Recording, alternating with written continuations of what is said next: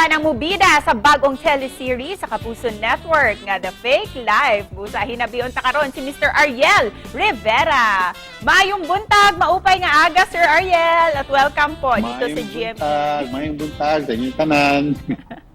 Sir, pakibati naman po ng mga fans nyo, lalong-lalo na dito sa Cebu at sa buong Eastern and Central Visayas. Yes, kamusta po kayo? I hope everyone's doing well. I'm so glad to be here in your TV show, sa show nyo sa GMA Regional TV Live. Thank you for having me, Sis. Maraming salamat din po, Sir Ariel. Unang-una sa lahat po, gusto malaman ng mga fans nyo kung ano ba yung nagpapagising sa'yo tuwing umaga. Yung nagpapagising sa akin? Yes. Yung aso ko. Katabi ko siya matulog eh.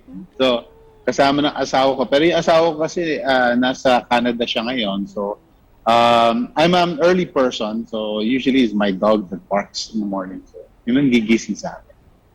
And Sir Ariel, to brighten up our morning, maaari bang makahingi ng kanta galing sa'yo? Kahit a few lines lang po, Sir Ariel. Minsan lang kitang iibigin, minsan lang kitang mamahalin. Ang pagmamahal sa'yo'y walang hangganang, dahil lang minsan ay magpakailanman. Thank you for that song, Sir Ariel. Very welcome. And of course, aside from being a very established singer, isa ka rin sa mga tinitingalang aktor sa industriya. Paano mo ba binibigyang buhay yung mga karakter na para bang makakatotohanan yun sa mga eksena nyo po?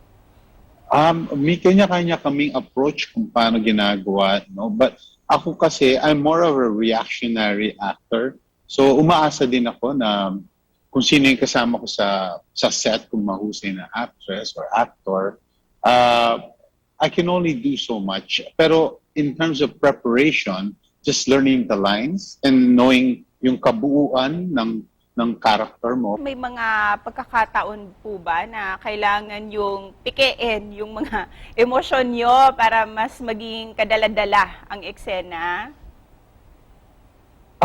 Yeah, I think I mentioned earlier, like I said, since reactionary actor ako, umaasa din ako sa mga co-actors ko on the set. Kasi kung hindi sila marunong mag-acting, parang kung ang acting nila parang bato o puno, wala akong mahuhugot dun. So, and talking about peke, hindi ito fake kasi legit na to. You have a new Kapuso project, Sir Ariel. Itong The Fake Life. Can you share what is this all about?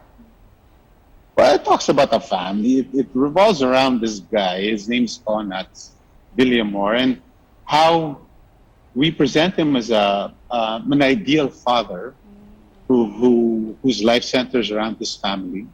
Tapos, in the end, without giving out too much information and ruining the story, siya yung papakita yung pagmamahal sa pamilya and coming to realize na hindi niya pala talaga anak at yung mga bata.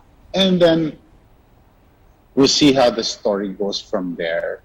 At Sir Ariel, kumusta naman po so far yung experience niyo po kasama yung buong cast at crew ng The Fake Life? I love them. I love them talaga. It's very difficult being locked in, no? Tapos magkasama kayo for first cycle namin, 45 days ngayon, 30 days. Yes. Pero hanggang kasi ng mga kasama ko dito, yung co-actors, the staff, and when, pag magkasama kayo, naglalabasan yung totoong ugali ng tao, dito makita na mabait yung mga tao dito talaga. At para sa inyo po, Sir Ariel, bakit kailangang abangan ng mga Kapuso Bisaya natin itong The Fake Life? Mga Pilipino po kasi, regardless of where you live in the Philippines, pagdating sa family, yung pagmamahal sa pamilya, yun ang gusto natin. Yun ang priority ng Pilipino. Through and through, we love family. Yan ang basis ng Filipino values, I think. Yung pagmamahal sa pamilya. And paano natin pinapakita yung pagmamahal sa pamilya, sa mga anak, sa mga nanay, sa asawa. So I think that will appeal to the people. We try to, as much as possible, show you the true the true emotions that goes within the family. And with that, please invite all our kapusong bisdak na abangan ang The Fake Life every afternoon. Yes, every afternoon, tama, sis. Sa mga mahal kong tao dyan sa Cebu, like I was telling these people I'm with right now, Cebu is my favorite place to go to. And yung mga kaibigan, mga kaibigan ko dyan sa Cebu and everywhere in Visayas, please watch The Fake Life starting June 6 na po to at 4:15 dito sa GMA. Aabangan talaga namin yan, Sir Ariel. Dagang salamat po sa inyo. Thank you, sis. Thank